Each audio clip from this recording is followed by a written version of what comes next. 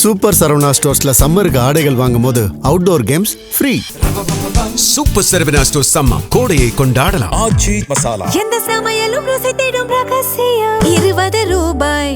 வீடுதோறும் அரசு சேவைகள் மருத்துவம் தொடர்ந்திட ஸ்டாலின் தொடரட்டும், தமிழ்நாடு வெல்லட்டும். இந்த தொகுதிகளுடைய எண்ணிக்கை குறைவதை ஏற்றுக்கொள்ள முடியாதுன்னு முதல்ல குரல் கொடுத்தவர் சந்திரபாபு நாயுடு. தமிழ்நாடும் அதை வழிமொழிஞ்சது. அப்போ பாஜக கூட்டம் ஒரு கிடையாது. போனதுக்கு பிற்பாடு வேற வழி இல்லாம பேசிட்டு இருக்காரு. தமிழ்நாட்டில் ஏற்கனவே உங்களுக்கு 39 இருக்கு, அதுக்கு பதில் உங்களுக்கு 56 கிடைக்குது. அப்போ உங்களுக்கு எவ்வளவு ஏறுது நீங்க பாருங்க. அது தெரியாம ஏன் உளறீங்கன்னு மாலை நேரத்து சங்கிகள் பேச ஆரம்பிச்சுட்டான். இப்ப நீங்க சொல்றத பார்த்தா பாஜகவுக்கு வட இந்தியா மட்டும்தான் ஒட்டுமொத்த இந்தியாவை எடுத்துட்டாங்களோ? நீங்க இந்துத்துவா, கிராமரு, கோயில், அம்பு, வில்லு, கோமியம் இதை வச்சுக்கிட்டே ஓட்டு வாங்கிடுவீங்க. ஆனா இந்த பக்கம் வந்தீங்கன்னா சமூக நீதி, சுயமரியாதை. எடப்பாடி ரொம்ப கிறுக்குத்தனமா அமித்ஷாவே சொல்லிட்டாரு. ஆகவே தொகுதி மறுவரை என்பது நம்ம பாதிக்காது. பெரிய புராணத்துக்கு சேர்க்கிறாங்க சொல்றாருல, என்ன கதை சொன்னாரு கம்பராமாயணம். ஏன்னா நம்ம அன்புமணி போன்ற ஆட்களுக்கு என்னைக்காவது ஒரு நாள் சினிமாவிலையாவது முதல்வராயணும்னு ஒரு ஆசை இருக்கு. அப்ப இவங்களுக்கெல்லாம் அல்வா கொடுக்குற மாதிரி தமிழ்நாட்டை மூணா பிரிக்கிறேன். Who is an Indian என்று சொல்லப்படுகின்ற நேரத்தில் தென் மாநிலங்கள் என்பது தேவையில்லாத ஒரு கழிவுப் பொருளாக மாற்ற போறாங்க. நான் ஏன் கருப்பு சட்டை போட்டு பேசுறேன்? என்னுடைய உரிமைகளை என் கண்முன்னே நீ பறிக்கும் போது, சொந்த நாட்டிலேயே என்னை அகதியாக மாற்றுகின்ற பொழுது, உன் குரலை நாங்கள் மதிக்க மாட்டோம் என்று சொல்லுகின்ற பொழுது என் குரலை உயர்த்த வேண்டிய கட்டாயம் வருது. நக்கீர நேயர்களுக்கு வணக்கம். இந்த நேர்காணலின் சிறப்பு விருந்தினர் சென்னை உயர்நீதிமன்ற மூத்த வழக்கறிஞர் திரு பாலு அவர்கள். வணக்கம். அழகு. ஒரு பக்கம் தேர்தல் பரப்புரை, ஒரு பக்கம் அந்த தேர்தல் தொடர்ந்து நம்ம பார்த்துட்டு இருக்கோம், களமே சூடாக போயிட்டுருக்கு. இன்னொரு பக்கம் டெல்லியில் என்னன்னா பார்லமெண்ட்டை திடீர்னு கூட்டி அதில் டீலிமிட்டேஷன் தொகுதி மறுவரையை டிஸ்கஸ் பண்ணுறதுங்காட்டி இன்னைக்கு பார்லமெண்ட்டில் டிபேட் பண்ணாங்க. இந்த தொகுதி மறுவரை என்பது என்ன சொல்கிறாங்கன்னு எதிர்கட்சிகள் எல்லாம் ஏற்கனவே இருக்கக்கூடிய அந்த வட இந்தியா தென்னிந்தியா பிளவை இன்னும் அதிகப்படுத்தும், வெளிப்படைத்தன்மை இல்லைன்னு சொல்லிட்டு எல்லாருமே குற்றச்சாட்டு வைக்கிறாங்க. இன்னைக்கு தமிழ்நாடு முழுக்க ஆர்ப்பாட்டம் என்பது நடைபெற்றது சார். ஸோ இந்த டீலிமிட்டேஷன் அந்த ஒரு விஷயத்த எதுக்காக பாஜக அரசு இப்போ கொண்டு வர்றதா பார்க்குறீங்க? இதுக்கு பின்னாடி என்ன நடந்திருக்கும்னு பார்க்குறீங்க சார்? அதாவது அழகு,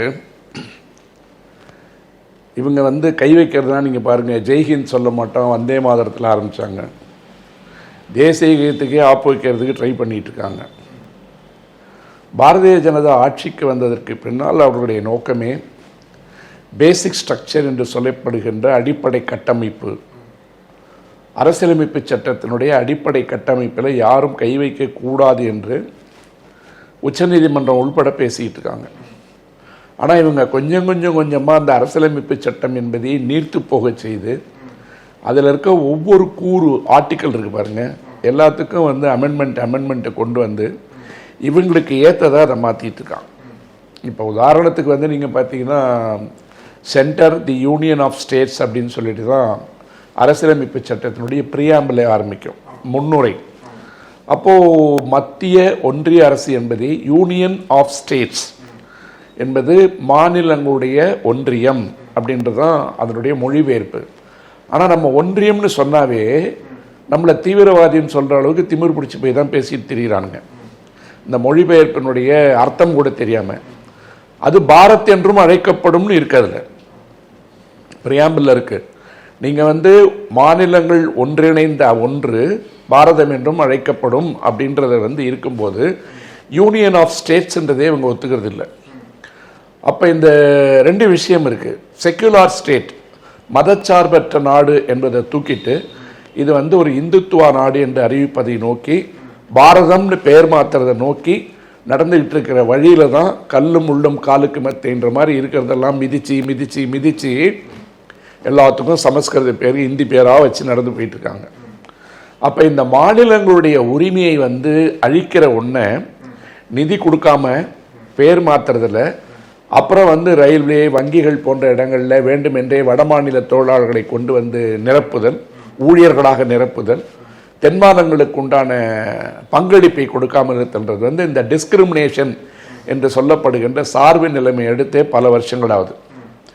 இப்போ இந்த தொகுதி மறுவரை அப்படின்னு புரியாத மொழி போல தெரிஞ்சாலும் கூட ரொம்ப நம்ம சிம்பிளாக புரிஞ்சுக்கணும்னு சொன்னால், இந்தியாவை எப்படி கூறு போடுறான், எப்படி துண்டு போடுறான், இந்த இந்தியாவினுடைய ஒரு பகுதி கோவணம் மாதிரி எங்களுக்கு தேவைப்பட்டால் கட்டிப்போம், இல்லைன்னா நாங்கள் மாற்றிப்போம் அப்படின்னு கொச்சைப்படுத்துகின்ற கேவலப்படுத்துகின்ற முயற்சி தான் இது.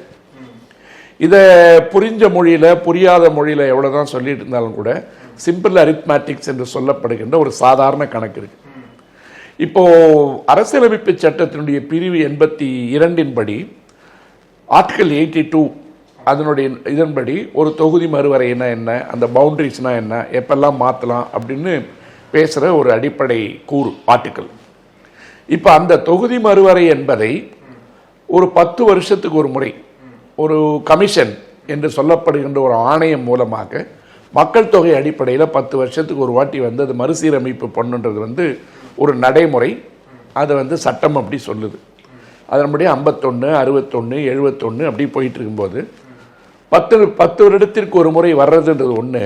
இதில் ரொம்ப முக்கியமானது என்னன்னு கேட்டிங்கன்னா, இந்த கமிஷனுடைய அறிவிப்பின்படி அறிக்கையின்படி நடத்தப்படுகின்ற மக்கள் தொகை விகிதத்தார் அடிப்படையில் எடுக்கப்படுவதனுடைய நோக்கம் இருக்குது பாருங்கள். அதன் கீழ் வருகின்ற தொகுதிகள் இருக்குது பார்த்தீங்களா, இதனுடைய முடிவுகள் இருக்குது பாருங்கள். இதை எந்த நீதிமன்றத்திலும் நீங்கள் சென்று சேலஞ்ச் பண்ண முடியாது, வழக்கு போட முடியாது, இதை நீதிமன்றத்திற்கு எடுத்து செல்ல முடியாதுன்றது தான் அதனுடைய முக்கியமான. இப்படிப்பட்ட ஒரு சிச்சுவேஷனில் 51, 61, 71 வரும்போது 71 எடுத்த மக்கள் தொகை அடிப்படையில் 543 சீட்டு இன்னைக்கு இருக்கு. இந்த 543 இருக்கு பார்த்தீங்களா, இதை இவங்க வந்து தொடர்ந்து பார்த்துட்டு இருக்காங்க. என்னன்னு கேட்டிங்கன்னா, தென் மாநிலங்கள் எப்பொழுதும் வேறு மொழியில் பேசுது. தமிழ்நாடு என்பது எப்பொழுதும் இந்தி திணிப்பை எதிர்த்து கொண்டே இருக்கிறது. 50 போனால் அப்போ ஒரு பராசக்தி எடுக்கிறாங்க, 2025 வந்தால் இன்னொரு பராசக்தி எடுத்தது ஞாபகப்படுத்துகிறாங்க. ஆகவே இந்தி என்பதை கொண்டு போய் திணிக்கிறதுன்றது வந்து முடியாத காரியமாக இருக்குது. எத்தனை முறை படையெடுத்தாலும் தமிழ்நாட்டுக்குள்ளே இந்தியை கொண்டு போக முடியல. அதுக்கடுத்து திட்டங்கள் மூலமாக எவ்வளோதான் திணிப்பு செஞ்சாலும் எதிர்ப்பு வந்துக்கிட்டே இருக்குது. நிதி கொடுக்காமல் ஏமாற்றி பார்க்கலாம், பிளாக்மெயில் பண்ணி பார்க்கலாம், அல்லது வந்து சிபிஎஸ்சியில் வந்து நீங்கள் இந்தி ஏற்றுக்கிட்டாதான் இனிமேல் வந்து அந்த அடுத்த சிலபஸ் வந்து உங்களுக்கு வந்து அனுமதி கொடுப்போம். இப்படி எல்லா விதத்தில் மிரட்டி பார்த்தாலும் பணியாத ஒரு மாநிலமாக முதல்ல தமிழ்நாடு. கர்நாடகாவில் வந்து பார்த்திங்கன்னா சீதாராமையாலாம் 2-3 வருடங்களுக்கு முன்னால் மெட்ரோ ரயில் நிலையங்களில் வந்து இந்தி திணிப்பை எதிர்த்து வந்து தார் கொண்டு போய் அழிச்சாங்க கர்நாடகாவில் மெட்ரோ ரயில் நிலையங்களில். அப்போது வந்து அந்த டிஸ்கஷன் வரும்போது இந்தி திணிப்பை பொறுத்தவரை தமிழ்நாட்டினுடைய வழியில் நடப்பதை நாங்கள் இப்பொழுதுதான் உணர்கிறோம் அப்படின்னு கர்நாடகா பேச்சு. ஆந்திராவுக்கும் தெலுங்கானாவுக்கும் இப்போ இருக்கிற பிரச்சனை என்னன்னு கேட்டிங்கன்னா, அது பாஜகவினுடைய நிழல் குடையாக மாறி இருக்கு. சந்திரபாபு நாயுடு வந்து இவருடைய தயவில் தான் மோடி வந்து வண்டியை ஓட்டிகிட்டு இருக்கார். நிதிஷ்குமார் தயவில் தான் மோடி வண்டியை ஓட்டிகிட்டு இருக்கார். ஆனால் அந்த நிதிஷ்குமாரை ஒரு மாதிரி கரெக்ட் பண்ணி நேற்று நிகழ்ச்சியில் நான் சொன்ன மாதிரி மாநில முதல்வர் என்ற சிறிய பதவியிலிருந்து மாநிலங்களவை உறுப்பினர் என்ற பெரிய பதவிக்கு கொண்டு போய் உட்கார வச்சிருக்காங்க. இப்போ சந்திரபாபு நாயுடு அவர் வந்து ஆட்சிக்கு வர்றதுக்கு முன்னாடியும் ஆட்சிக்கு வந்த பின்னாடியும் எழுப்பிய முதல் குரல் இது ஒரு முக்கியமான குரல். நான் நம்முடைய நிகழ்ச்சியிலே பேசியிருக்கேன். அதாவது மக்கள் தொகை கட்டுப்படுத்தல் என்கின்ற ஃபேமிலி பிளானிங் இருக்கு இல்லையா, இதை வெற்றிகரமாக நிறைவேற்றியதன் காரணமாக தென் மாநிலங்களுக்கு உண்டான பிரதிநிதித்துவம் குறைகிறது, பாராளுமன்ற உறுப்பினருடைய எண்ணிக்கை குறைகிறது. இதை வந்து நீங்கள் மக்கள் தொகை அடிப்படையில் இல்லாமல் மக்கள் தொகை அடிப்படைக்கும் இதுக்கும் உள்ள இருக்க அந்த இணைப்பு இருக்கு பாருங்க, அதை டீலிங் பண்ணணும். அதே நேரத்தில் இந்த தொகுதிகளுடைய எண்ணிக்கை குறைவதை ஏற்றுக்கொள்ள முடியாதுன்னு முதல்ல குரல் கொடுத்தவர் சந்திரபாபு நாயுடு. அந்த நேரத்தில் வந்து நான் என்னுடைய நிகழ்ச்சியில் பேசியிருக்கேன்னு இப்போ தான் சொன்னேன். தமிழ்நாடும் வந்து அதை வழிமொழிஞ்சுது. அப்போ வந்து பாஜக கூட்டம் ஒரு கிடையாது. ஆனால் இப்போ பாரதிய ஜனதா கூட்டணியில் போனதுக்கு பிற்பாடு வேற வழி இல்லாமல் பேசிட்டு இருக்காரு. ஏன்னா இப்போ அவர் பவன் கல்யாணுக்கு பெரிய அண்ணன் இல்லையா, மொழியை வந்து மாற்றி பேசுகிறார். அந்த வகையில் ஆந்திர மாநிலத்தினுடைய உரிமைகளை விட்டு கொடுக்கின்ற அளவிற்கு சந்திரபாபு நாயுடு வந்து பொலிட்டிக்கல் காம்ப்ரமைஸ் பண்ணிட்டார். நிதிஷ்குமார் எங்கே இருக்காருன்னு தெரியல. இதுதான் ரொம்ப முக்கியமான கண்டென்ட் இந்த இடத்துல. அதாவது 10 வருஷத்துக்கு ஒரு வாட்டி வரும்போது 1971 மக்கள் தொகை அடிப்படையில் 543 வந்தது. அதுக்கு பிற்பாடு வரும்போது அது எப்போ வரணும்னு கேட்டிங்கன்னா 25 வருடத்துக்கு தள்ளி போடுறாங்க. தள்ளி போடும்போது 2011 வரணும்.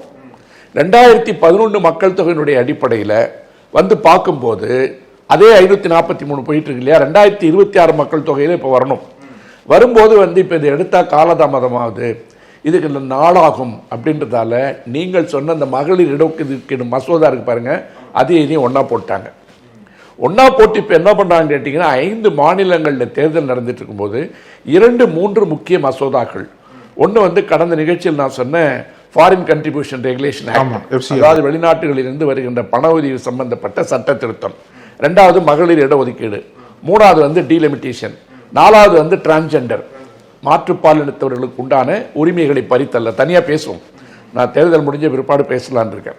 இதை 4மே எந்த விதமான விவாதத்துக்கும் உள்ள கொண்டு வராம தேர்தல் நடந்துட்டு இருக்கிற நேரத்தில் அவசரமாக கொண்டு வருவதனுடைய நோக்கம் என்ன? அப்ப இந்த மாநிலங்களுடைய எதிர்ப்பை அவங்க தேர்தல் வேலை பார்ப்பாங்களா, இங்க இந்த ப்ரொட்டஸ்ட்ல உட்கார்ந்துருப்பாங்களா எப்படின்னு ஒன்று இருக்கு. ஏற்கனவே நான் சொன்ன மாதிரி இந்த திருத்தத்தை கொண்டு வரதன் மூலமாக ஏற்பட போகின்ற இழப்புகள் என்ன, பெனிஃபிட் என்ன, யாருக்கு பெனிஃபிட்டு, யாருக்கு இழப்பு. எப்பவுமே நம்ம சொல்றது உண்டு, வடக்கு வாழ்கிறது தெற்கு தேய்கிறது. இது ஒரு அரசியல் வசனமா நம்ம பேசிட்டு இருந்தோம்.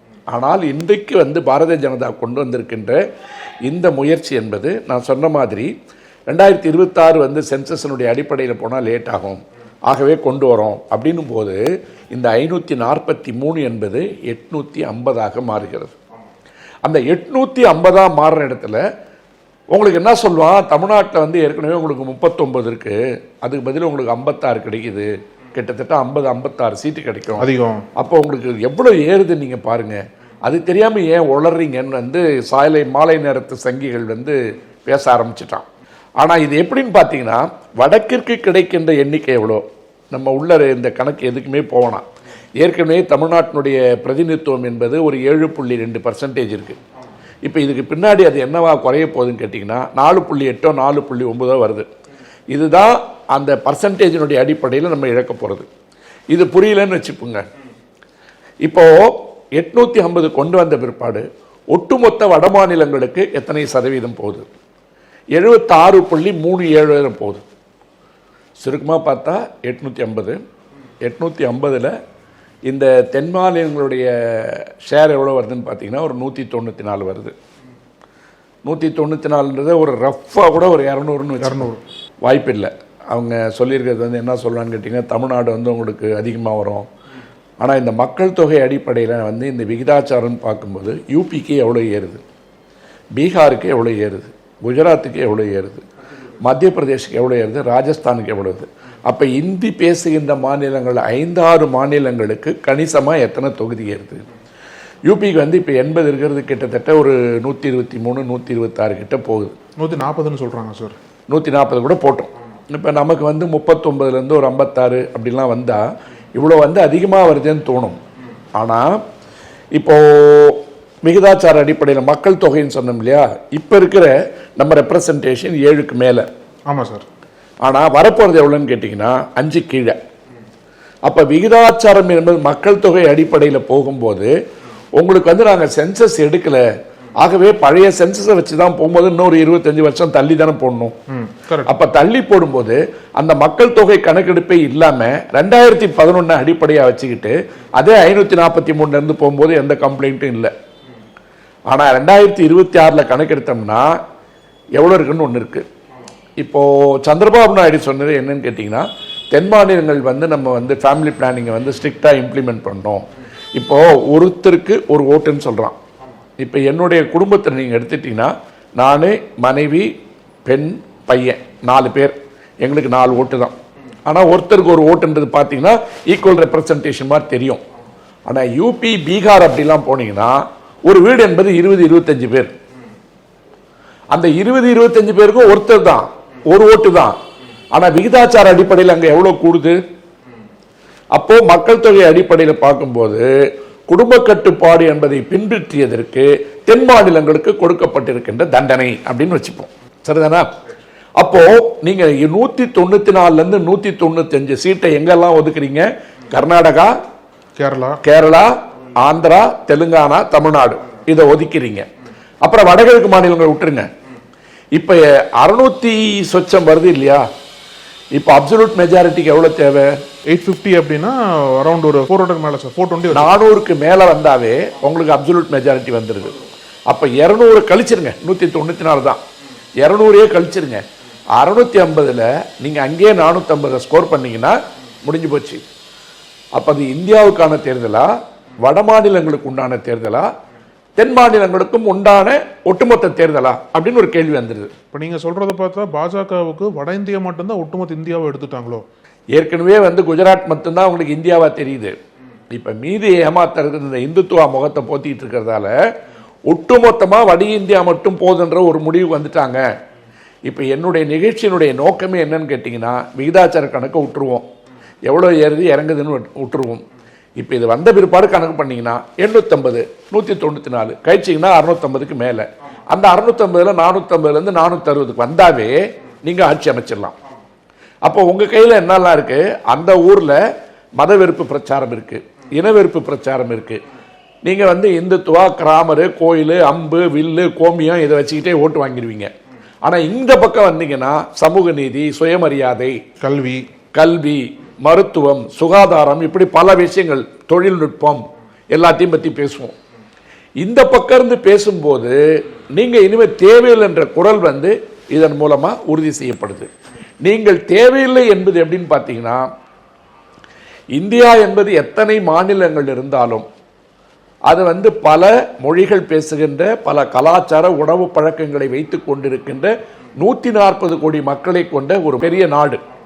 இந்த 140 கோடியை கணிசமாக நீங்கள் ஒரு 40-50 கோடியை கழிச்சு விட்டுட்டு நாடுன்னு சொல்ல போறீங்க. இப்போ நமக்கு தமிழ்நாட்டில் ஒரு 8 கோடி வச்சுங்க, ஆந்திராவும் தெலுங்கானாவும் சேர்ந்தா கிட்டத்தட்ட 8-10 கோடி வரும். கர்நாடகா ஒரு 6 கோடி வச்சுங்க, 24. கேரளா ஒரு 3 கோடி வச்சுங்க, 27. கிட்டத்தட்ட ஒரு 30 கோடி மக்களை நீங்கள் டோட்டலாக ஒதுக்குறீங்க. அப்போ 90லேருந்து 100 கோடி மக்களுக்கு உண்டான நாடாக இதை மாற்றுறீங்க. இன்னும் நம்ம கிழக்கை பற்றி பேசலை, மேற்கை பற்றி பேசலை, வடகிழக்கு மாநிலங்கள் பற்றி பேசலை. கிட்டத்தட்ட ஒரு 60-70 கோடி மக்கள் இருக்கான் பாருங்க, அவன் மட்டுமே எங்களுக்கு போதும். இதிலிருந்து வருகின்ற 450 சீட்டு வந்தால் போதுன்ற முடிவை நோக்கி நகர்றது தான் பாரதிய ஜனதாவுடைய நோக்கம். இப்போ 450-475 வந்துட்டாங்கன்னு வச்சுங்க. இதனால என்ன தென் மாநிலங்களுக்கு லாஸ் அப்படின்னு கேட்கும்போது தான் அந்த பிளாக்மெயில் கணக்கு ஆரம்பிக்குது. வேற வழி இல்லை, எங்களுக்கு நீங்கள் ஓட்டு போடுங்க, டபுள் இன்ஜின் சர்க்காரை வச்சிங்க. டபுள் இன்ஜின் சர்க்காரை வச்சிங்கன்னு சொல்றதுனுடைய அடிப்படையில் எங்களுக்கு நீங்கள் ஓட்டு போட்டாதான், எங்களை தேர்ந்தெடுத்தாதான், எங்களை நீங்கள் வச்சுக்கிட்டாதான் வேலை நடக்கும்னு சொல்ல போகிறாங்க. இது மட்டும் முக்கியம் இல்லை. இப்போ உதாரணமாக பாரதிய ஜனதாவே ஜெயிக்குதுன்னு வச்சிங்களேன், பாராளுமன்ற தேர்தலில் ஒரு 10 தொகுதியில் பிஜேபி எம்பியே இருக்காங்கன்னு வச்சிங்களேன், தமிழ்நாட்டிற்கு உண்டான எந்த விதமான குரலையும், உரிமையையும், கோரிக்கையும் பாரதிய ஜனதா கட்சியை சார்ந்த பாராளுமன்ற உறுப்பினர்களாலேயே பேச முடியாது, பேசினாலும் எடுபடாது. ஏன்னா எந்த விதமான வாக்கெடுப்புக்கும் நீங்கள் தேவையில்லை. அப்போ என்ன ஆகுதுன்னு கேட்டிங்கன்னா, southern states they are becoming voiceless, குரலற்றவர்களாக மாறிவிடுவார்கள், உரிமையற்றவர்களாக மாறிவிடுவார்கள், பேச்சற்றவர்களாக மாறிவிடுவார்கள். எந்த விதமான எதிர்ப்பை அவர்கள் காண்பித்தாலும் கூட அந்த எதிர்ப்புக்கு எந்த விதமான மரியாதையும் இல்லாதவர்களாக ஆகிவிடுவார்கள். ஒரு அரசியலமைப்பு சட்டத்தை நாளைக்கு திருத்தலாம்னு வச்சிங்க, இந்த 5-4 மாநிலங்களும் ஒன்றாக சேர்ந்து குரல் கொடுத்தாலும் கூட அந்த சட்டம் பாஸ் ஆகிட்டே இருக்கும். அப்போ ஒட்டுமொத்த இந்தியா என்பது ஒரு 5-6 மாநிலங்களுடைய நலன் மட்டும் முக்கியம், இந்தி பேசுகின்ற நலன்கள் மட்டுமே முக்கியம், அந்த மொழி மட்டுமே முக்கியம், அடுத்ததாக சமஸ்கிருதத்தை கொண்டு வந்து நுழைக்க போறன்றது முக்கியம். நீங்கள் எல்லாம் தேவையில்லை என்ற கருத்து வந்த காரணத்தால் தான் இவ்வளோ பெரிய எதிர்ப்பு கிளம்புது. அப்போ நீங்க எந்த டிபேட்டுமே உங்களுக்கு பார்லிமெண்ட்ல நீங்க பேச முடியாது, எந்த விவாதத்துக்கும் நீங்க தேவையில்லை. ஒரு நாட்டில் இருக்கின்ற ஒரே நேரத்தில் இருக்கின்ற குடிமக்களை இரண்டாந்தர குடிமக்களாக மாற்றுவதன் மூலம் நீங்க ஒரு உள்நாட்டு கலவரத்தை உருவாக்க போகிறீர்கள். இந்த உள்நாட்டு கலவரம் நான் சொல்றதுக்கு காரணம் என்னன்னு வச்சுக்கிட்டீங்கன்னா, இலங்கையில் பார்த்தீங்கன்னா அது மொழியினுடைய அடிப்படையில் வந்தது, வங்காளதேசம் மொழியினுடைய அடிப்படையில் பிரிஞ்சுது, பல நாடுகள் இந்த மொழியினுடைய அடிப்படையில் தான் பிரிஞ்சுது. அப்படி இருக்கும்போது இன்னைக்கு தமிழ்நாடு எடுத்திருக்கிற குரல் என்னன்னு கேட்டிங்கன்னா, இது ஒட்டுமொத்த இந்தியாவுக்குமானது. ஏன் இந்தியாவுக்குமானதுன்னு சொல்றேன்னா, மேற்கே இருக்கின்ற மகாராஷ்டிரா போன மாநிலங்கள் எப்படி பாதிக்கப்படுறது காரணம் என்னன்னு கேட்டிங்கன்னா, ஆமை எப்படி உள்ளே வந்த ஸ்டோரியை பீகாருக்கும் நீங்கள் மகாராஷ்டிராவுக்கும் பொருத்தி பார்த்தீங்கன்னா போதும். இந்த ஆமை எப்படி உள்ளே போச்சுன்னு பார்த்தீங்கன்னா, நிதிஷ்குமார் இருக்கும்போது அவரை முன்னிலைப்படுத்தி அந்த மாநிலத்தில் ஒரு 10 வருஷமாக அரசியல் பண்ணிகிட்டு இருக்காங்க. நிதிஷ்குமார் தான் வந்து மாநில முதல்வர் அப்படின்னு சொல்லி அவருடைய முகத்தை காமிச்சு அவருடைய ஓட் பேங்க் இருக்கு பாருங்க, அதில் உள்ளே போய் இன்ஃபில்ட்ரேட் ஆகி அவரை கொஞ்சம் கொஞ்சமாக மேலே இருந்து கீழே கொண்டு வந்து அவருடைய தொகுதி எண்ணிக்கையை குறைச்சி இவங்களுடைய தொகுதி எண்ணிக்கையை அதிகமாக்கி அந்த இடத்துல ஓவைசி மாதிரி கலப்பைகளை கொண்டு போய் உள்ளே விட்டு உழுது பிரித்து அந்த ஸ்டேட்டில் வந்து இன்னைக்கு மெஜாரிட்டி வந்துட்டாங்க. அப்போ அந்த மாநிலத்தினுடைய அடையாளம் நிதிஷ்குமார் என்ற தலைவர், நிதிஷ்குமார் என்பவருடைய அடையாளம் பிற்படுத்தப்பட்ட மக்களுடைய பிரதிபலிப்பாக இருந்து கொண்டிருந்த ஒருவர் எப்படி சிதைக்கப்பட்டார்ன்றதை கண்ணு முன்னாடி பார்த்துட்டு இருக்கோம். 2வது மாநிலம் மகாராஷ்டிரா. மகாராஷ்டிராவை பொறுத்த வரைக்கும் இந்துத்துவா என்பதை விட மண்ணின் மைந்தர்கள்ன்றத முதல்ல குரல் கொடுத்த மாநிலத்தில் இருந்து மகாராஷ்டிரா ஒன்று. அங்கே உள்ள நுழையும் போது இவங்க ஆட்சிக்கு போகும்போது சிவசேனாவோட கூட்டு சேர்றான். அந்த சிவசேனாவோட கூட்டு சேர்ந்து அவங்களுடைய கொள்கையெல்லாம் வச்சுக்கிட்டு அந்த கட்சியை உடைச்சி ஒரு ஏக்நாத் சிண்டேவை உருவாக்குறாங்க. ஏக்நாத் சிண்டேவை உருவாக்கும் போது ஃபட்னாவிஸை வந்து நாங்கள் துணை முதல்வராக கூட வச்சுக்கிறோன்னு சொல்லிட்டு ஒரு சீனை போடுறாங்க. உள்ள நுழைஞ்சி ராஜ் தாக்கரேவும் ஷிண்டேவும் நிரந்தர எதிரிகளானதுக்கு பின்னால உத்தவ் தாக்கரேவும் ஷிண்டேவும் நிரந்தர எதிரிகளானதுக்கு பின்னாடி மறுபடியும் உள்ள புகுந்து என்ன பண்றாங்கன்னு கேட்டீங்கன்னா, சரத்பவார் குடும்பத்தை உடைக்கிறாங்க. உடைச்சு அஜித் பவாரை கொண்டு வராங்க. ஒரு அஜித் பவார் துணை முதல்வர், ஷிண்டே துணை முதல்வர், ஷிண்டே முதல்வர், அப்போ அஜித் பவார் துணை முதல்வர், பட்னாவிஸ் துணை முதல்வர் அப்படின்னு கொண்டு வந்து ஒரு சீனை காமிச்சு அடுத்த 5 வருஷத்துல என்ன நிலைமை தலைகீழா மாறுதுன்னு பார்த்தீங்கன்னா, அந்த சிவசேனாவினுடைய தாக்கம் குறைஞ்சி எண்ணிக்கை வந்து கணிசமாக குறைஞ்சிடுது.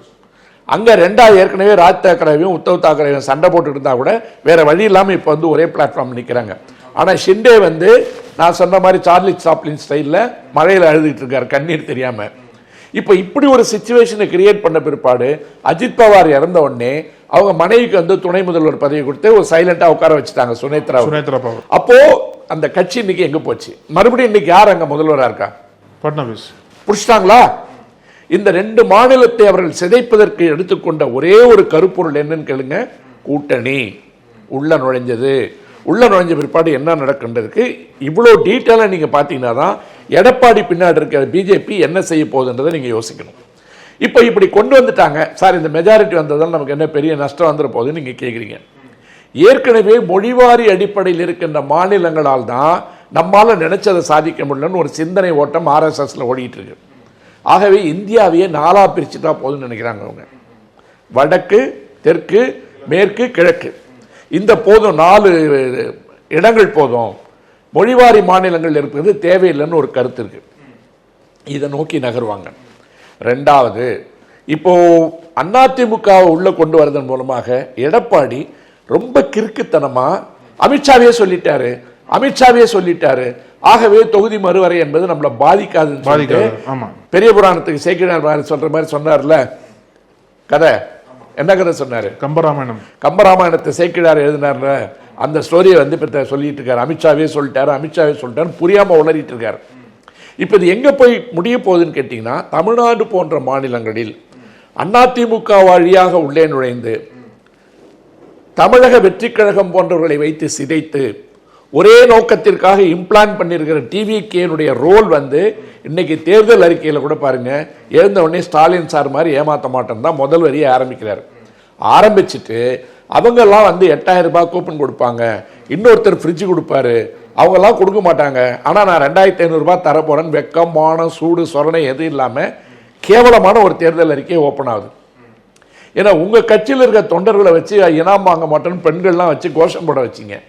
இப்போ வந்து 2500 நிற்கிறீங்க, அது அடுத்தது பேசுவோம். அப்போ இப்படி உடைப்பதன் மூலமாக இங்கே என்ன நடக்கும்னு சொல்கிறேன். ஏன்னா நம்ம அன்புமணி போன்ற ஆட்களுக்கு வந்து என்னைக்காவது ஒரு நாள் வந்து சினிமாவிலையாவது முதல்வராயணும்ட்டு ஒரு ஆசை இருக்கு. அப்போ இவங்களுக்கெல்லாம் வந்து அல்வா கொடுக்குற மாதிரி தமிழ்நாட்டை 3ஆ பிரிக்கிறேன், தமிழ்நாட்டை 2ஆ பிரிக்கிறேன் அப்படின்ட்டு ஒரு இடமாக இந்தியா என்கின்ற அழகு தெய்வத்தின் தேவதையினுடைய என்ன சொல்றது, அதனுடைய அலங்காரத்தை சிதைப்பதும் குலைப்பதும் தான் இவர்களுடைய 24 மணி நேர நோக்கம். இப்படி உடைக்கும் போது என்ன ஆகுன்னு கேட்டீங்கன்னா, நீங்க எந்த கேள்வியும் கேட்க முடியாது. நாளைக்கு ஒரு எமர்ஜென்சியை கொண்டு வந்தாலும் சரி, அல்லது சர்வாதிகார அமைப்பில் மோடி அவர்களை அதிபராக நீங்கள் ஏற்றுக்கொள்ள வேண்டும் என்று நினைத்தாலும் எந்த நாடும் எந்த மாநிலமும் எந்த இடத்துல நீங்க குரல் கொடுத்தாலும் அது எடுபடாது. ஓட்டெடுப்புன்னு வரும்போது அவன் 600 பேர் ஒன்றா எழுந்து நிற்பான். அந்த 600 பேருன்றது தேவையில்லை, 500 பேர் இருந்து நின்னாவே போதும், கதை முடிஞ்சிடும். அப்போ ஒட்டுமொத்தமாக இருக்கின்ற இந்தியாவில் இருக்கின்ற சுற்றுப்புறங்கள் இருப்பாருங்க, இந்த சுற்றுப்புறங்கள் என்பது தேவையில்லை, மத்திய பகுதி போதும், இந்தி பேசும் மாநிலங்கள் போதும். இதுதான் கிரக்ஸ் ஆஃப் த மேட்டர். ஆனால் சார் நீங்கள் இந்த மாதிரி பாஜகவுக்கு வந்து இந்த 4 மாநிலங்கள் போதும், ஹிந்தி பேசும் மாநிலங்களே போதும்னு சொல்லிட்டு பாஜக ஒரு முடிவோடு இருந்தாங்க அப்படின்னா, அந்த மாநிலங்களே போதும் எதற்காக வந்து மோடியிலிருந்து அமித்ஷா வரைக்கும் தமிழ்நாட்டில் வந்து ஒவ்வொரு தேர்தலில் பிரச்சாரம் பண்ணுறாங்கல்ல, அப்போ பிரச்சாரம் பண்ண வேண்டாமே, எதற்காக இவ்வளோ தீவிரம் பிரச்சாரம் பண்ணுறதா பார்க்க? அதாவது இன்னைக்கு இருக்கிற நிலைமை வரைக்கும் அவங்க பிரச்சாரம் பண்ணுவாங்க. இது வந்து ஒரு நல்ல கேள்வி. இன்னைக்கு இருக்கிற நிலைமை வரைக்கும் அவங்க பிரச்சாரம் பண்ணுவாங்க. ஆனால் நம்ம நிறைய வாட்டி சொல்லிட்டோம், சமஞ்ச பொண்ணை கேட்டு வந்தால் தமிழ்நாட்டில் வேலை நடக்காதுன்னு ஒவ்வொரு ட்ரெஸ்ஸில் வந்து மோடி வந்து போயிட்டுருக்காருன்னு சொல்கிறோம். இதை போன்ற அவமானங்கள் வந்து அவங்களுக்கு தேவையில்லை. அதாவது எப்படின்னு கேட்டிங்கன்னா, சட்ட செயற்தல்னு ஒன்று இருக்குல்ல, இதெல்லாம் வந்துருச்சுன்னு கேட்டிங்கன்னா you will be a part of it. நாங்கள் நினச்சா உனக்கு பிச்சை போடுவோம், இல்லைனா உங்கள் ஊர் பக்கம் வர வேண்டிய அவசியமே இல்லை. இத்தனை வாட்டி வந்தோம்ல, எங்களை ஏற்றுக்கல, இனிமேல் நீங்கள் தேவையில்லை. இதுதான் நடக்க போகுது. இதை நீங்கள் ரொம்ப தீவிரமாக உட்காந்து யோசிச்சிங்கன்னா, இந்த 4-5 மாநிலங்கள் என்று சொல்லப்படுகின்ற தென் மாநிலங்கள் என்பது அவர்களுக்கு தேவையில்லை என்ற ஒரு பொருளை அடிக்கோடிட்டு சொல்லுகிறது. குறிப்பாக தமிழ்நாடு, கேரளா. ஏன்னா இவன் கேள்வி கேட்டுகிட்டே இருக்கான், ஏற்றுக்கிட்டே இருக்கான், ரைட்ஸ் பேசுகிறான், படித்தவனாக இருக்கான், சாமியை காட்டி ஏமாற்ற முடியல என்ற ஒன்று வரும்போது ஏன் பிரச்சாரம் பண்ண வராங்கன்றது இன்றைக்கு இருக்கின்ற அரசியலமைப்பு பிரச்சாரம் பண்ணுறாங்க. நாளைக்கு இது மாறிடுச்சுன்னு வச்சிங்களேன், பேருக்கு வந்து போவாங்க. ஆனால் அப்போ என்ன சொல்லுவாங்கன்னு கேட்டிங்கன்னா, பார்த்தீங்களா நாங்கள் வந்து அங்கே இருக்கோம், நீங்கள் எங்களை ஏற்றுங்க, டபுள் இன்ஜின் சர்க்கார் கொண்டு வந்துட்டீங்கன்னா உங்களுக்கும் பிச்சை போடுவோம் அப்படின்னு என்று உரிமையாக கொடுப்பதை கோரிக்கையாக மாற்றி பிச்சையாக மாற்றுகின்ற அளவு கொண்டு போயிடுவாங்க. சார் இப்போ வந்து அன்றைக்கி தமிழ்நாடு முழுக்கவே ஒரு ஆர்ப்பாட்டம் நடந்திருக்கு. திமுக சார்பாக அந்த கருப்பு கொடியெலாம் காட்டியிருக்காங்கன்னு ஒரு பக்கம் பேசினாலும், இதே மாதிரி பல மாநிலங்களும் எதிர்ப்பு தெரிவிக்கிறாங்க இந்த டீலிமிட்டேஷனுக்கு. ஆனால் அதில் பாஜக வைக்கக்கூடிய வாதம் என்ன அப்படின்னா, யாரெல்லாம் எதிர்ப்பு தெரிவிக்கிறாங்களோ அவங்கெல்லாம் தேசத்துக்கு எதிராக இருக்காங்க, அவங்க எல்லாம் பெரியவர்களை தூண்டுறாங்க, அந்த தேசத்துக்கான மொழியில் பேச மாட்டுறாங்க அப்படின்ற ஒரு வாதத்தை வந்து பாஜக வைக்கிறாங்கல்ல. இப்போ ஒரு மாநில உரிமைக்கான அந்த அந்த குரல் கொடுக்கறது என்பது தேசத்திற்கு எதிரானதா எதுக்கு பார்க்கணும்னு நினைக்கிறீங்க? இதுக்கு தான் நான் வந்து கான்ஸ்டியூஷனோட பிரியாம்பிள் ஆரம்பித்தேன். அரசியலமைப்பு சட்டத்துடைய முன்னுரை என்பதே யூனியன் ஆஃப் ஸ்டேட்ஸ்ன்னு சொன்னேன். மாநிலங்கள் ஒன்றிணைந்தால் தான் அது இந்தியா. அப்போ நீங்கள் சொல்லும்போது ஒரு மாநிலத்தினுடைய உரிமையை கேட்டால், மாநிலத்துக்கான குரலை பற்றி பேசினா நீ வந்து தீவிரவாதி, உனக்கு தேசபக்தி இல்லைன்னு சொன்னால், இந்த 4-5 ஸ்டேட்டுக்காரன் சேர்ந்தால் யாருக்கு வேணாலும் இனிமேல் சர்டிஃபிகேட் கொடுக்கலாம், நீ தான் வந்து இந்தியன். இல்லைனா துரந்தர் படம்லாம் யார் பார்த்துட்டு வந்தாங்களோ அவங்க மட்டும்தான் இந்தியர்கள். புரியுதுங்களா? அல்லது நரேந்திர மோடி தான் உலகினுடைய ஒப்பற்ற தலைவர் அப்படின்னு சொன்னால் அவர் தான் இந்தியன். நீங்கள் வந்தே மாதரத்தை பாட்டு பண்ணால் தான் நீங்கள் இந்தியன் என்று பல கோட்பாடுகளை உள்ளே நுழைப்பதற்கு they are going to define who is an Indian என்று சொல்லப்படுகின்ற நேரத்தில் தென் மாநிலங்கள் என்பது தேவையில்லாத ஒரு கழிவுப் பொருளாக மாற்ற போகிறாங்க. இது ஏன் இவ்வளோ பெரிய வருத்தத்தோடையும் கோபத்தோடையும் நம்ம சொல்லுன்னு கேட்டிங்கன்னா, ஒரு நாடு என்பது எல்லாம் ஒன்றாக இருப்பது. நீ தேவையில்லைன்றதை வந்து உங்களுக்கு கண்ணு முன்னாடி காட்டுறான். இதை நம்ம புரிஞ்சிக்காம உனக்கு தேசபக்தி இல்லைன்னு சொன்னால் நான் என்ன கேட்டேன், நானும் சேர்ந்து தானடா நாடு, நானும் சேர்ந்து தானே நாடு. ஆனால் நீ உன்னுடைய மொழி எனக்கு தேவையில்லை, உன்னுடைய பண்பாடு தேவையில்லை, கலாச்சாரம் தேவையில்லை, நான் கொடுக்கறத எடுத்துக்கோ, அப்போதான் நீ நாடுன்னு சொன்னால் அது எப்படி நாடு? இந்த கேள்வி வந்து ரொம்ப முக்கியமான கேள்வி. ஆனால் இவங்களுக்கு எப்பவுமே பதில் என்னவா இருக்குன்னு கேட்டிங்கன்னா, நீ பிரிவினைவாதம் பேசுகிற, நான் ஏன் கருப்பு சட்டை போட்டு பேசுகிறேன்? என்னுடைய உரிமைகளை என் கண்முன்னே நீ பறிக்கும்போது, என்னுடைய கண்முன்னே என்னை நீ அனாதையாக மாற்றுகின்ற பொழுது, சொந்த நாட்டிலேயே என்னை அகதியாக மாற்றுகின்ற பொழுது, நான் தேவையில்லை என்று நீ சொல்லுகின்ற பொழுது, உன் குரலை நாங்கள் மதிக்க மாட்டோம் என்று சொல்லுகின்ற பொழுது என் குரலை உயர்த்த வேண்டிய கட்டாயம் வருது. இப்படி எத்தனை நாடுகள் வந்து இதில் பாதிச்சிருக்குன்னு பாருங்க.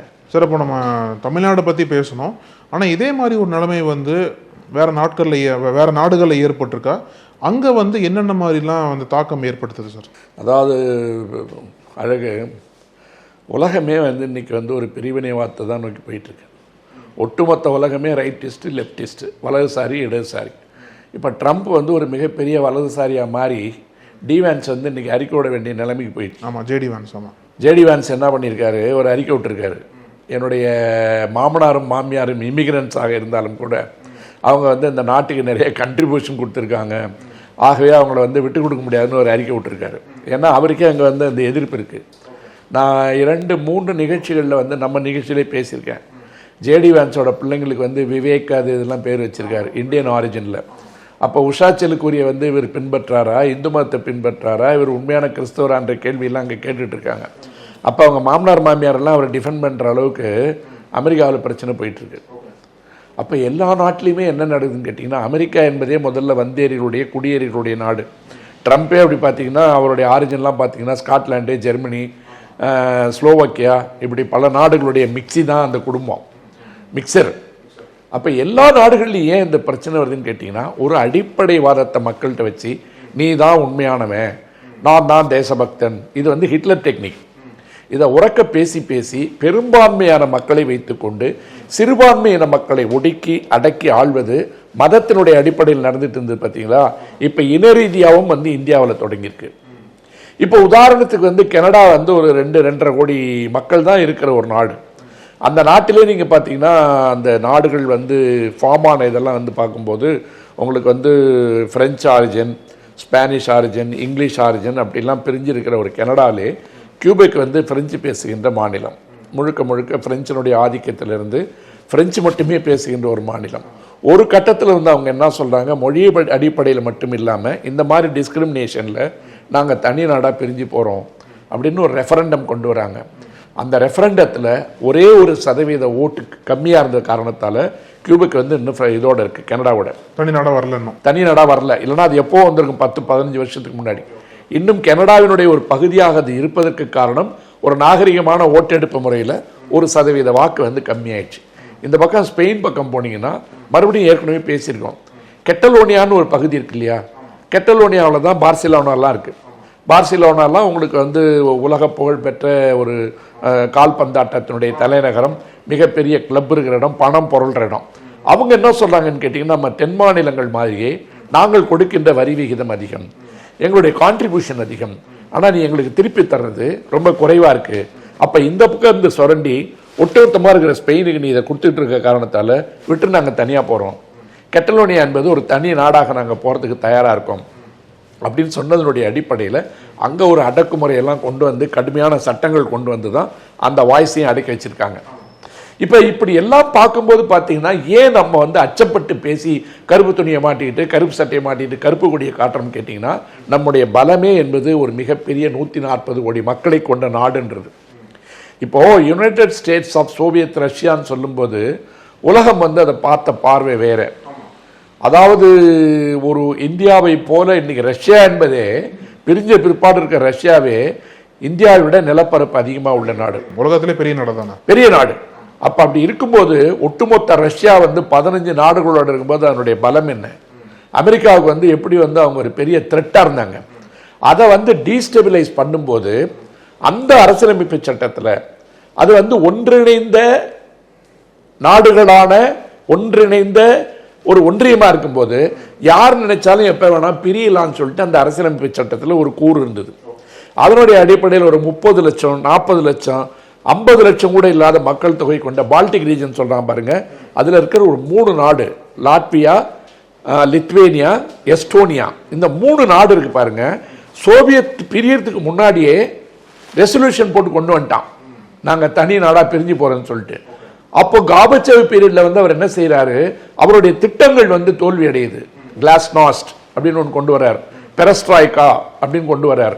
ஒட்டுமொத்த ரஷ்யாவுக்கு உண்டானது என்ன கேட்டிங்கன்னா, கிளாஸ்நாஸ்ட்ன்றது ஓப்பன்னஸ், என்னுடைய எல்லா நடவடிக்கைகளும் வெளிப்படைத்தன்மை கொண்டதுன்னு சொல்லியும் நிறைவேற்ற முடியல. பெரஸ்ட்ராய்கா ரீகன்ஸ்ட்ரக்ட் பண்ணி இந்த நாட்டை வந்து மறு கட்டமைப்பு பண்ண போறேன்னு சொல்லி 2லையும் தோத்து போறாரு.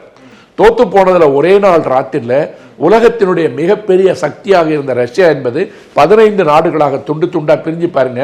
இன்னைக்கு அந்த இஸ்லாமிக் ரீஜனா வருது இல்லையா, அந்த நாடுகள்லாம் எவ்வளவு வறுமையில் இருக்குன்னு பாருங்க. கஜிகிஸ்தான், தஜிகிஸ்தான், துர்க்மெனிஸ்தான் போன்ற பல நாடுகள் மதத்தினுடைய அடிப்படையில் அவர்கள் இயங்கிக் கொண்டிருந்தாலும் கூட ஒன்றுபட்ட ரஷ்யாவிலிருந்து பிரிந்து வந்த காரணத்தால் அவருடைய பொருளாதாரம், அவருடைய வாழ்க்கை முறைகள் எல்லாமே மிக மிக மிக கீழான நிலைமைக்கு வந்துவிட்டது. அப்ப ரஷ்யா என்பது கண்ணு முன்னாடி உடைஞ்சது.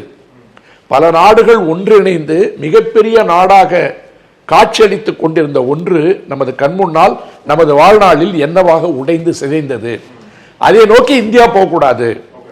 இந்தியாவை அப்படி கொண்டு போயிட்டாங்கன்னு சொன்னா நம்மள்கிட்ட சொல்றான் இல்ல நீ தீவிரவாதி அது இதுன்னு, எதுவுமே இல்லை, நீ தான் காரணம்.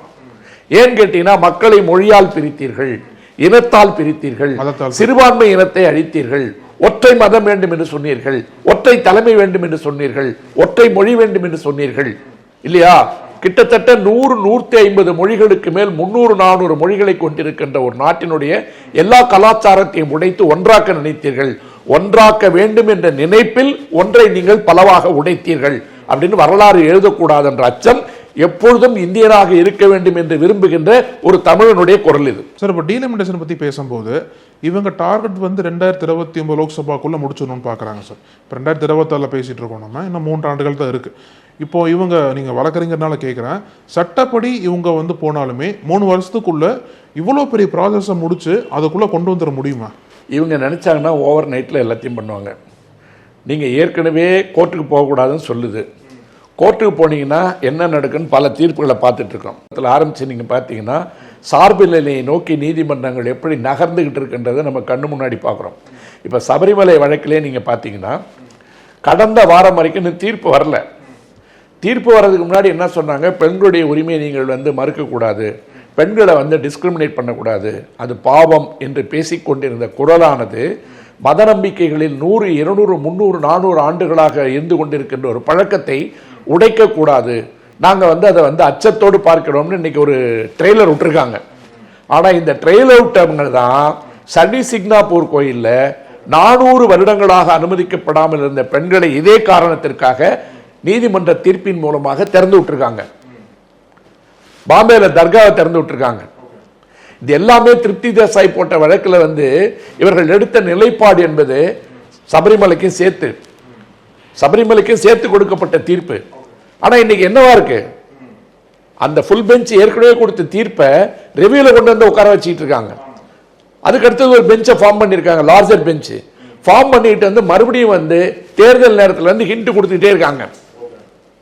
தீர்ப்பு வருதோ இல்லையோ, நான் என்ன சொல்றேன், நீங்க முடிவெடுங்க, அதை விட்டு எதுக்கு ட்ரெய்லர் விடுறீங்க? ஆகவே நீங்க சொல்ற மாதிரி நீதிமன்றத்துக்கு போனாலும் நிற்காது, நிலைக்காது. அதாவது ஒட்டுமொத்த தமிழ்நாடும் எல்லா அரசியல் கட்சிகளும் எந்த விதமான வேறுபாடும் இல்லாமல் களத்தில் நிற்க வேண்டிய நேரம் இது.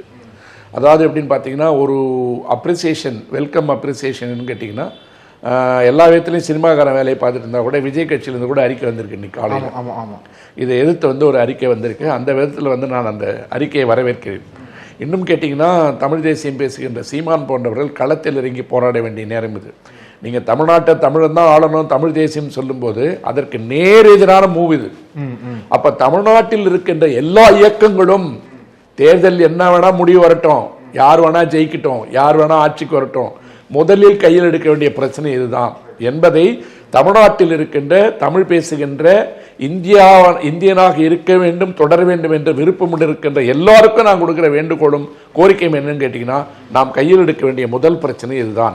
Right sir. ஸோ அந்த டீலிமிட்டேஷன் பற்றி அதிகமான புள்ளிவிவரங்கள் இல்லாமல் ஒரு காமன் பப்ளிக், ஒரு சராசரி மனிதர் வந்து என்ன புரிஞ்சுக்கணும், இதில் என்ன சிக்கல்லாம் இருக்கும் அப்படின்றத வந்து ரொம்ப எளிமையாக விளக்குனீங்க சார். ஸோ பொறுத்திருந்து பார்க்கலாம், இது அடுத்த கட்டமாக எப்படி வந்து எதிர்க்கட்சியில் எதிர்க்க போகிறாங்க அப்படின்ற ஒரு கேள்வியோட இந்த பேட்டியை முடிக்கிறேன் சார். ரொம்ப நன்றி சார் நேரத்தும் கருத்துக்களுக்கு. வணக்கம். வாழ்க தமிழ்நாடு. நக்கீரன் டிவிக்கு சப்ஸ்கிரைப் செய்யுங்கள். உங்கள் ஆதரவே எங்கள் பலம். ஆசிரியர்களுக்கு நண்பனாகவும் மாணவர்களுக்கு ஆசானாகவும் திகழும் தேர்வு வழிகாட்டி. ஒவ்வொரு பாடத்திற்கும் அனுபவமிக்க ஆசிரியர்களின் துல்லியமான தெளிவான விடைகள். CNC இருக்கு, தேர்வு பயம் எதற்கு?